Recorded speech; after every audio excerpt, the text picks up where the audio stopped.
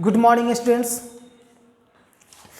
आज हम लोग बताने वाले हैं यंग्स डबल स्लिट एक्सपेरिमेंट। सबसे पहले तो ये नोट कर लीजिए, ठीक है, जो आपको लिखने हैं, नोट्स बनाने हैं यदि एग्जाम के लिए तो ठीक है। एग्जाम पॉइंट ऑफ व्यू से ये काफ़ी ज़्यादा इंपॉर्टेंट है। वेव ऑप्टिक्स का सबसे ज़्यादा इंपॉर्टेंट टॉपिक यही है, यंग्स डबल स्लिट एक्सपेरिमेंट, जिसमें आता है इंटरफेरेंस थ्योरी। इसके बाद हम बताने जा रहे हैं, ठीक है। तो सबसे पहले तो आप इसको नोट कर लीजिए, ठीक है। इसमें बताया गया क्या है सो बताते हैं। देखिए क्या बताया गया है सो बताते हैं। देखिए सबसे पहले यंग ने सन 1801 ईस्वी में, ठीक है, सन 1801 में उन्होंने क्या किया था कि एक पिन होल से वाइट लाइट को पास कराया था। जैसे कि ये कोई सोर्स है, मान सपोज कीजिए, ठीक है, पॉइंट सोर्स। इससे निकलने वाले रेज को उन्होंने दो पिन होल से पास कराया था, ठीक है। ऐसे वेव फ्रंट के रूप में निकलते थे, ये स्फेरिकल वेव फ्रंट के रूप में। ये पिन होल S1 और S2 है, नो डाउट। अब ये फिर से सेकेंडरी सोर्स की तरह बिहेव करेंगे, S1 S2। यहाँ पर स्क्रीन था, ठीक है।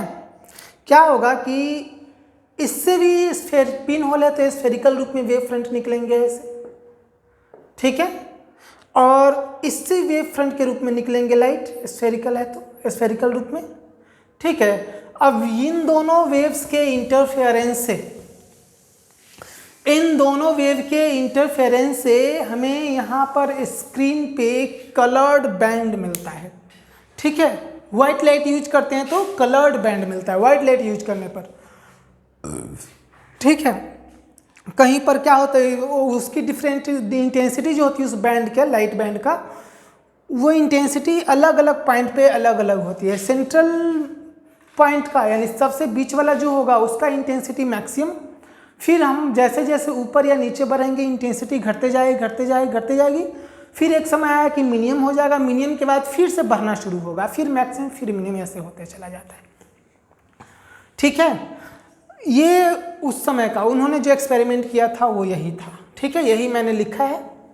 और अभी के समय में वाइट लाइट यूज नहीं किया जाता है, ठीक है, ये भी आपको नोट कर लेना है। अभी के समय में वाइट लाइट यूज नहीं किया जाता है। अभी के समय में ये कलर्ड बैंड मिलता है, ठीक है, ब्राइट है, ये डार्क, ब्राइट, डार्क, इस प्रकार से रहता है, ठीक है। ये सब है कलर्ड बैंड, ठीक है। चलिए अभी के समय क्या किया जाता है, ये पिन होल ना यूज करके हम लोग स्लिट यूज करते हैं। अभी के समय जब भी हम Young's double slit experiment perform करते हैं तो पिन होल ना यूज करके हम लोग स्लिट यूज करते हैं। अब स्लिट क्या होता है ये आपको पता होना चाहिए। तो देखिए स्लिट क्या होता है। क्या करना है कि एक पेपर लेना है आपको,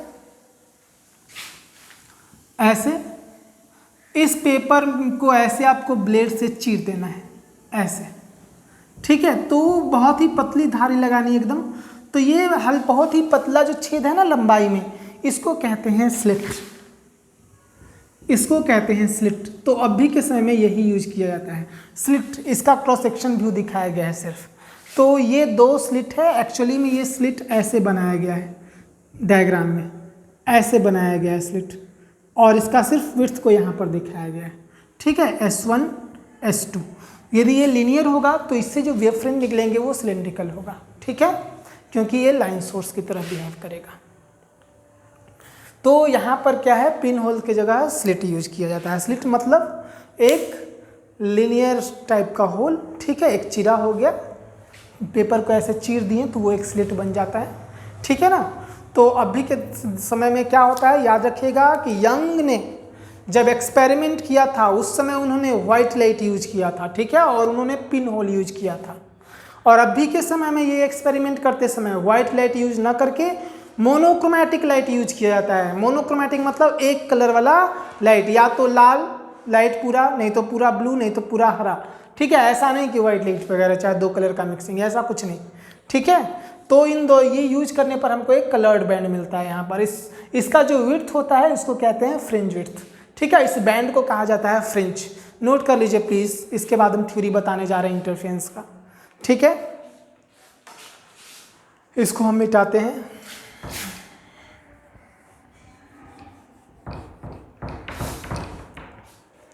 नोट कर लीजिए,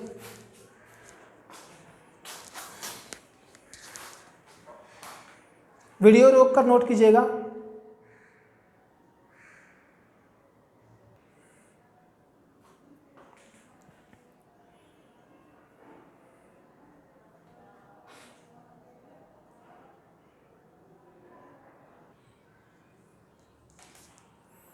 चलिए, हम लोगों का अगला टॉपिक है इंटरफेरेंस, थ्योरी ऑफ इंटरफेरेंस। ठीक है, हम इंटरफेरेंस बताने से पहले आप लोगों को कुछ क्वेश्चंस बताएंगे जिसमें बेसिक मैथ की ज़रूरत पड़ती है।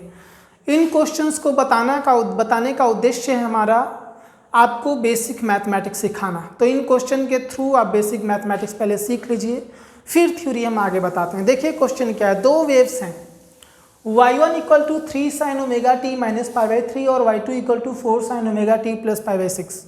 ये दोनों सुपरपोज करते हैं एक दूसरे से, ठीक है, जिसके कारण इंटरफेरेंस होता है। आपको बताना है इनके सुपरपोजिशन के कारण जो रिजल्टेंट वेव बनेगा उस वेव का एम्पलीट्यूड क्या है। ठीक है, तो पूरा बेसिक मैथमेटिक्स है ये, हम आपको बताते हैं कैसे सॉल्व करना है। एक एग्जाम्पल हम देते हैं, बाकी आपको बताना है, बनाना है। अगला हम फिर से देंगे क्वेश्चन, इसीलिए सीख लीजिए। देखिए क्या करना है, सो रिजल्टेंट वेव का जो इक्वेशन वो होगा ये होगा y1 plus y2, equation of resultant wave, चाहे रिजल्टिंग वेव, रिजल्टेंट वेव ये होगा। तो y1 की वैल्यू क्या है जी, 3 sine omega T minus pi by 3 4 plus 4 sine omega t plus pi by 6।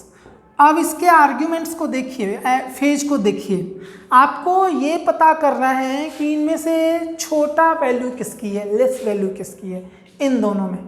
तो नो डाउट ओमेगा टी से ये कम है, ये ओमेगा टी से ज़्यादा है, तो लेस वैल्यू यही होगी ना। तो जो लेस वैल्यू होगी उसको आपको मान लेना है थीटा। इसके बाद लिखिएगा let omega T minus pi by 3 equal to theta, hence इसकी वैल्यू क्या हो जाएगी, ये इससे कितना ज़्यादा है ये क्वेश्चन कीजिए। ठीक है, ये कितना ज़्यादा है, ये माइनस पाई बाई 3 है, ये प्लस पाई बाई 6 है। नो डाउट ये माइनस 60 है, ये प्लस 30 है, तो प्लस 30 माइनस 60 से कितना ज़्यादा होता है, 90 ज़्यादा होता है। या आपको पता करना होगा कितना ज़्यादा है ना, तो इसमें से इसको घटा दीजिए ऐसे, omega t plus pi by 6 में से आपको घटाना है omega T minus pi by 3 को, घटाइएगा तो साइन चेंज हो जाएगा। ठीक है, पाई बाई 6 और पाई बाई 3 पाई बाई 2 हो जाता है, सॉल्व करने पर ये कैंसिल हो जाएगा, पाई बाई 2 आ जाएगा। तो पाई बाई 2 से ज़्यादा है, पाई बाई 2 मतलब 90 डिग्री से ज़्यादा है। तो क्या करना है आपको कि इसको थीटा के टर्म में लिखिएगा, तो हेंस ये जो होगा omega t plus pi by 6 वो हो जाएगा थीटा प्लस पाई बाई 2। ठीक है, हेंस y इक्वल टू हो जाएगा 3 sine theta plus 4 sine pi by 2 plus theta, ये हो जाएगा। ठीक है, इतना हो गया। अब इसके बाद क्या करना है, देखिए सॉल्व करने वाले तो इसको कॉस नहीं बदल सकते हैं, ठीक है, लेकिन ज़रूरी नहीं है कि हम जब सॉल्व करेंगे ना तो हमेशा 90 ही आए, इसीलिए हम एकदम a प्लस बी के फार्मूला पे, जनरल फार्मूला पे एक्सपेंड कर रहे हैं। ठीक है, एकदम जनरल फार्मूला पे, यहाँ संयोग से 90 आ गया है, जनरल फार्मूला पे एक्सपेंड करना है। तो लिखेंगे 3 साइन थीटा, इसको आप सॉल्व कीजिएगा तो नो डाउट कॉस थीटा ही आएगा, लेकिन हम जनरल फार्मूला पे सॉल्व करेंगे। 4 sine pi by 2 cos theta plus cos pi by 2 sine theta, this implies y equal to हो जाएगा 3 sine theta plus 4 sine pi by 2 cos theta plus 4 cos pi by 2 sine theta. क्या कीजिए ना, ये वाले को और ये वालों को आप कॉमन ले लीजिए। ठीक है, तो हमको क्या मिलेगा, y equal to 3 + 4 cos π/2 sin theta plus 4 sin π/2 cos theta. हालांकि हम sin π/2 और cos π/2 की वैल्यू जानते हैं, ठीक है ना, लेकिन फिर भी हम लास्ट में पुट करेंगे, ठीक है। अभी हम वैसे ही रहने, अब क्या करना है, जब ये sin थीटा और cos थीटा के फॉर्म में आ जाए, ये स्टैंडर्ड फॉर्म हो गया, उसके बाद फिर से एक जगह एग्जम्पशन लेना है, ठीक है। ये sin का कोफिशिएंट है, इसको मान लेना है आपको a cos थीटा। ये इतना जो टर्म है इसको मान लेना है आपको a cos थीटा, ठीक है। लेट, तो ये जब a cos थीटा हो जाता है तो ये ऑटोमेटिक cos का जो कोफिशिएंट हो जाता है वो a sin थीटा हो जाता है। आप वेरीफाई करके देख सकते हो, वेरीफाई कर लीजिएगा। हेंस y इक्वल टू हो गया a cos theta, a cos alpha मानना है जी, थीटा नहीं मानना है, a cos alpha sin theta plus a sin alpha cos theta हो जाएगा, ठीक है। अब ये देखिए, ये फिर फॉर्मूला पे सेट हो गया है। इसको पहले आप नोट कीजिए, ये आ गया है y इक्वल टू इस फॉर्मूला पे a कॉमन sin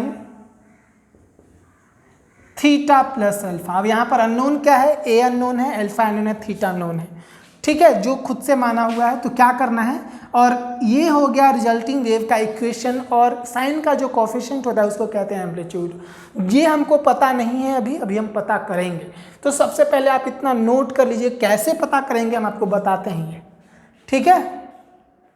इतना पहले आप नोट कीजिए।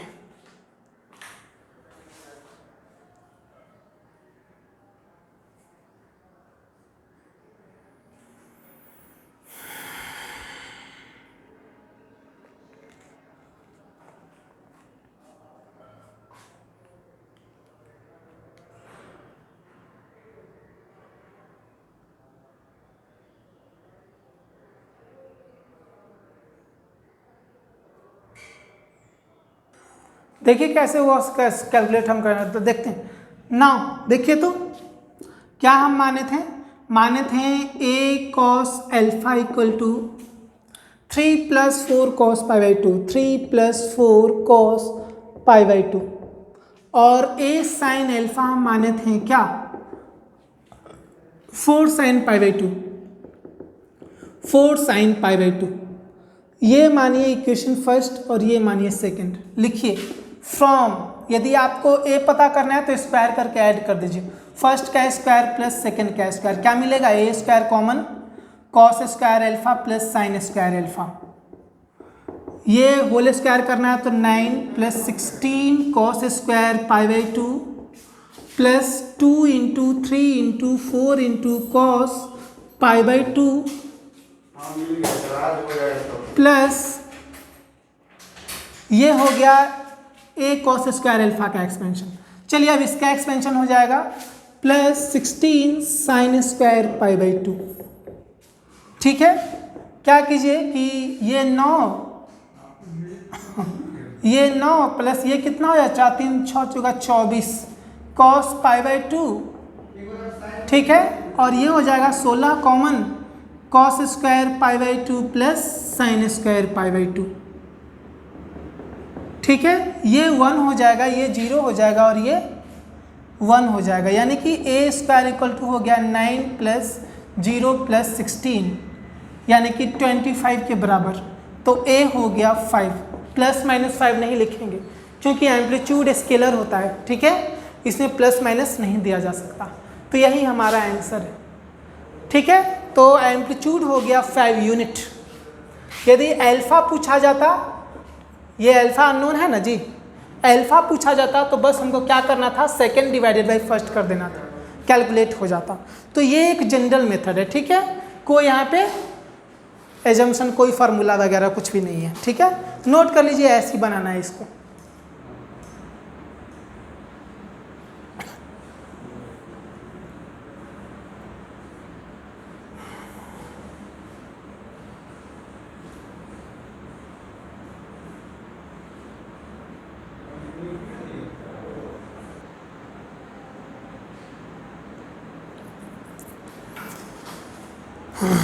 चलिए देखिए अगला क्वेश्चन एकदम वैसा ही है, डिग्री में दे दिया है फेज, ठीक है।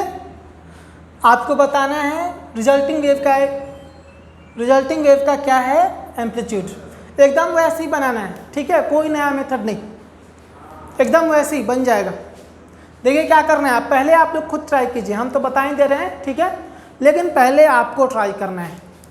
देखिए कैसे बनाना है, रिजल्टिंग वेव का इक्वेशन जो मिलेगा y = y1 + y2 मिलेगा, ठीक है।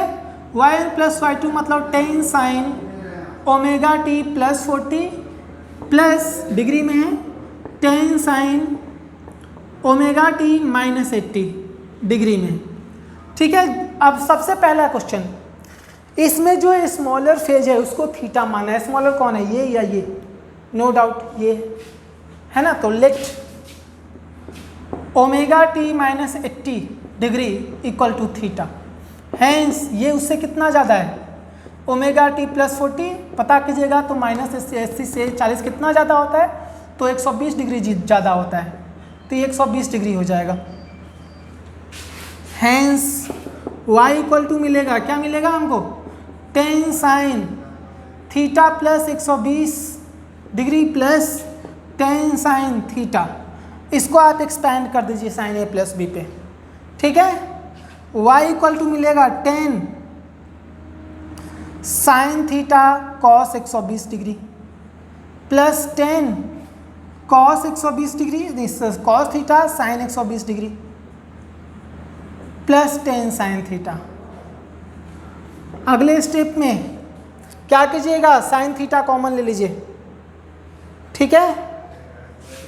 sin थीटा इसका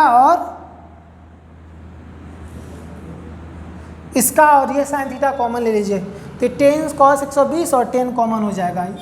this implies y = sin theta common हो जाएगा, तो 10 cos 120 degree plus 10 sin theta common, और यहाँ पर क्या बच जाएगा, 10 cos theta 10 sin 120 degree cos theta.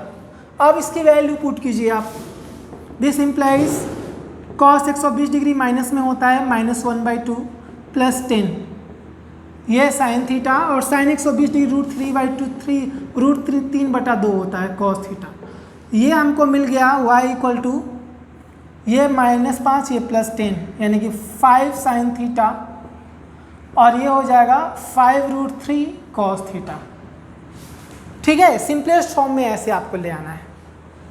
Simplest form में ऐसे लाने के बाद क्या करना है, साइन के कोएफिशिएंट को मानना है, क्या मानना है इसको, a cos अल्फा, तो ये ऑटोमेटिक हो जाता है a sin alpha. Hence y = हो जाएगा a cos alpha sin theta, और ये हो जाएगा a sin alpha cos theta. हमको क्या मिलेगा, y = फॉर्मूला पे सेट हो गया a sin theta plus alpha, तो ये हो गया इक्वेशन रिजल्टिंग वेव का, जिसका ये हो गया एम्पलीट्यूड। अब ये एम्पलीट्यूड हमने खुद से माना है, ठीक है। अब इसकी वैल्यू हमको खुद से पता करनी पड़ेगी। कैसे पता करनी है, तो बस स्क्वायर करके ऐड कर दीजिए, माने हुए को सर सॉल्व हो जाएगा। पहले आप खुद से नोट कर लीजिए, फिर बताते हैं आपको। नोट कीजिए जल्दी से।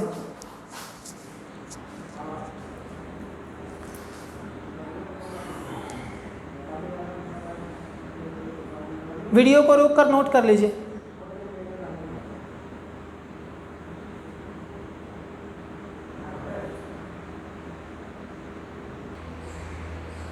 ना देखिए a cos अल्फा क्या दिया हुआ है हमको, a cos अल्फा 5 दिया हुआ है, इसका equation first. a sin alpha कितना दिया हुआ है, a sin अल्फा दिया हुआ है 5√3, इक्वेशन सेकंड। हमें a पता करना है, तो क्या करना है, फ्रॉम फर्स्ट का स्क्वायर प्लस सेकंड का स्क्वायर, क्या मिलेगा, a square common cos square alpha plus sin square alpha, क्या मिलेगा, a का इसका स्क्वायर करेंगे तो 5 का स्क्वायर, और इसका स्क्वायर लेंगे तो 5√3 का स्क्वायर। सॉल्व करने पर 25 प्लस 75, सॉल्व करने पर 100 आया, और ये क्या होगा, a स्क्वायर, क्योंकि ये तो 1 है तो a हो जाएगा 10, ना कि -10, क्योंकि एम्पलीट्यूड निगेटिव नहीं होता है, ठीक है। यही हो गया आंसर, का एम्पलीट्यूड हो गया 10 यूनिट।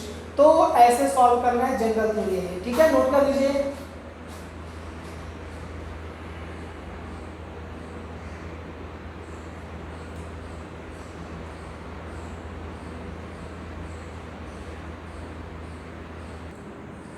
चलिए अगला देखिए थ्योरी ऑफ इंटरफेरेंस। देखिए दो वेव्स हैं, ठीक है, एक वेव्स है ये y1 equal to a1 sine omega T minus के एक्स, और दूसरा है y2 equal to a2 sine omega T minus के एक्स प्लस 5। दोनों एक दूसरे से सुपरपोज करते हैं, ठीक है। हमको इस रिजल्टेंट वेव का एम्पलीट्यूड और इंटेंसिटी बताना है। तो देखिए क्या लिखेंगे, equation of resulting wave is given as y equal to y1 plus y2, और पहले की तरह आपको सॉल्व कर देना है, पहले की तरह सॉल्व कर देना है, ठीक है, जैसे आप पहले सॉल्व करते थे, ठीक है, एकदम वही है,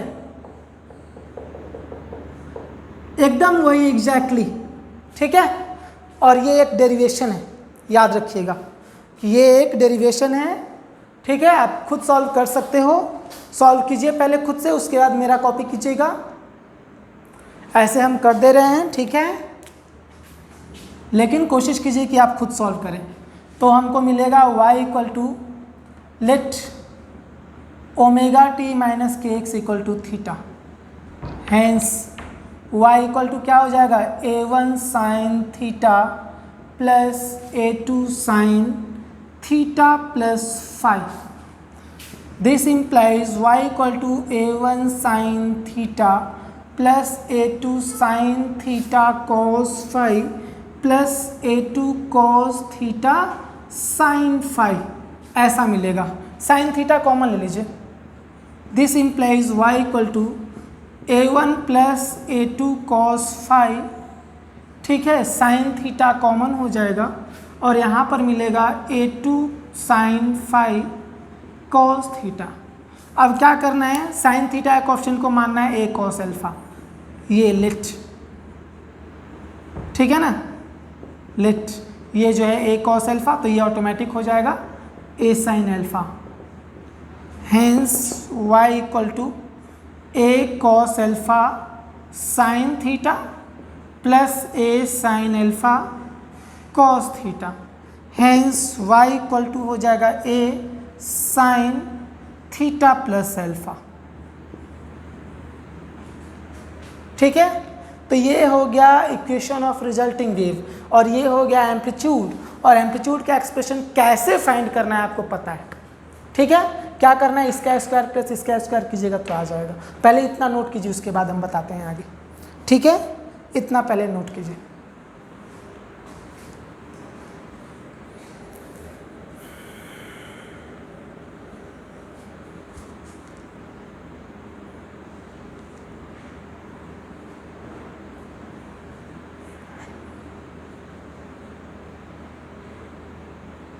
चलिए देखिए कैसे कैलकुलेट करते हैं एम्पलीट्यूड। क्या करना है, a कॉस अल्फा यहाँ से क्या मिल गया, a1 प्लस a2 कॉस 5, और a साइन अल्फा मिल गया a2 साइन 5, ठीक है। लिखेंगे फ्रॉम फर्स्ट का स्क्वायर प्लस सेकेंड का स्क्वायर, क्या मिलेगा, a square cos square alpha plus a square sine square alpha. देखिए तो इसका स्क्वायरिंग करने पर क्या मिलेगा, a1 का स्क्वायर प्लस a2 का square cos square 5 plus 2a1 a2 cos 5, और a square sine square alpha क्या मिलेगा, a2 का स्क्वायर साइन स्क्वायर 5। दोनों को ऐड करना था, ये कॉमन ले लीजिए, a1 का स्क्वायर प्लस a2 का square common cos square 5 plus sine square 5, और ये मिलेगा 2a1 a2 कॉस 5, ठीक है। ये मिलेगा a square cos square alpha plus sine square alpha, ये हो जाएगा 1, यानी कि a स्क्वायर मिला हमको a1 का स्क्वायर प्लस a2 का square plus 2a1 a2 cos 5, ठीक है। ये इक्वेशन थर्ड ये हो गया। एम्पलीट्यूड का एक्सप्रेशन ऐसे मिलेगा, यानी एम्पलीट्यूड वेक्टर नहीं है, लेकिन इसका समेशन वेक्टर की तरह होता है, ठीक है। तो जब भी आपको दो या दो से ज़्यादा वेव मिले तो आप कंपोनेंट में तोड़कर वेक्टर एडिशन कर सकते हैं। हालांकि ये वेक्टर नहीं है, फाई क्या है, दोनों के बीच का फेज डिफरेंस। ठीक है, तो इतना नोट कीजिए। अब एक्सप्रेशन फॉर इंटेंसिटी बताते हैं। ये एक्सप्रेशन फॉर एम्पलीट्यूड हो गया, ठीक है।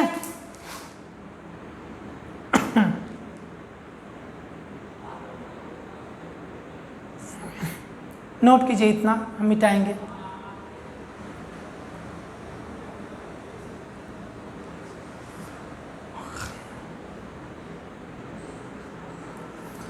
चलिए हम लोग देखते हैं एक्सप्रेशन फॉर इंटेंसिटी।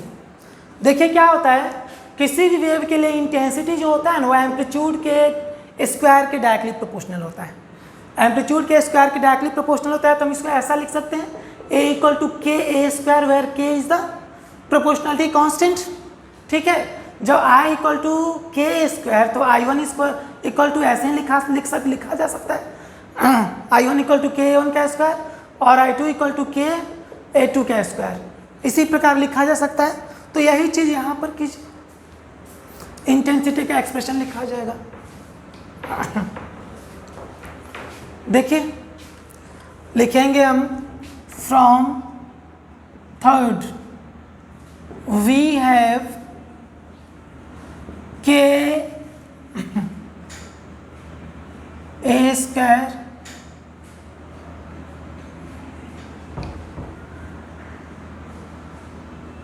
यानी कि ए स्क्वायर जो हो जाएगा आई बाई के हो जाएगा।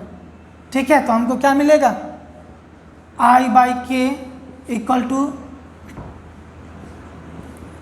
I1 बाई के, I2 बाई के,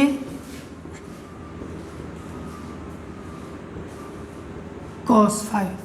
तो ये फार्मूला हो गया हमारा इंटेंसिटी का।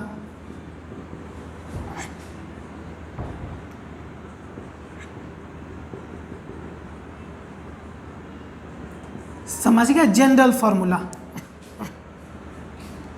ग्राफ देख लीजिए, ठीक है, I वर्सेस फाई ग्राफ क्या होगा, ये कॉस का फंक्शन है।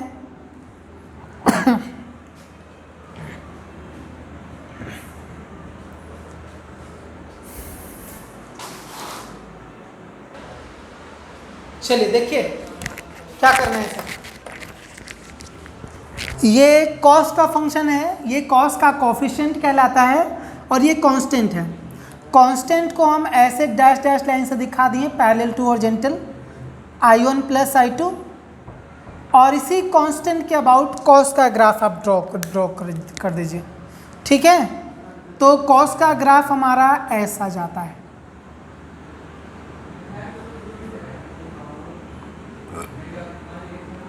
ये मैक्स वैल्यू जाएगा और ये मीन वैल्यू जाएगा। ठीक है, मैक्स जाता है √I1 प्लस √I2 का होल स्क्वायर। मैक्स तब होता है जब cos फाई 1 हो जाए, और मीन तब होता है जब cos फाई -1 हो जाए।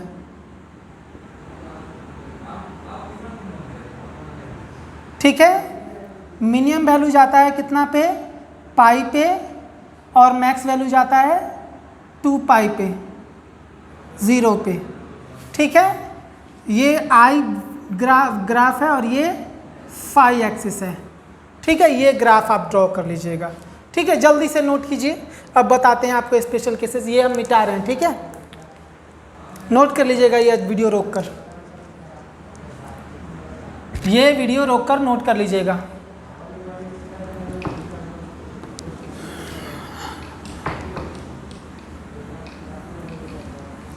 देखिए, for constructive interference, constructive interference मतलब मैक्सिमम इंटेंसिटी, आई मैक्सिमम होगा। आई मैक्सिमम कब होगा, जब cos फाई मैक्सिमम होगा। cos फाई जो होगा वो 1 होगा, यानी कि फाई जो होगा वो 0 होगा, 2 पाई होगा, 4 पाई होगा एंड सो ऑन, यानी फाई जो होगा 2n पाई होगा। और फाई का वैल्यू, ये एक कंडीशन हो गया फेज डिफरेंस के टर्म में। 2 पाई, इसको 2 pi by lambda into delta x लिख सकते हैं, क्योंकि फेज डिफरेंस का यही होता है फॉर्मूला पार्ट डिफरेंस के टर्म में। फेज डिफरेंस और पार्ट डिफरेंस में यही रिलेशन होता है जी, phase difference equal to 2 pi by lambda into delta X. इसको लिखेंगे 2n पाई। ठीक है, 2 पाई से ये 2 पाई कैंसिल, यानी डेल्टा एक्स हो गया एन लेमडा। ये हो गया कंडीशन कंस्ट्रक्टिव इंटरफेरेंस के लिए, ठीक है। हेंस आई मैक्स क्या हो जाएगा जी, ये हो जाएगा I1 plus I2 plus 2 root I1 I2 cos 2n pi, यानी ये हो जाएगा I1 plus I2 plus 2 root I1 I2, यानी ये हो गया root I1 plus root I2 का होल स्क्वायर। ये हो गया आई मैक्स का फॉर्मूला जो कि ग्राफ में दिख रहा है, ठीक है, जो कि ग्राफ में दिख रहा है। नोट कर लीजिए।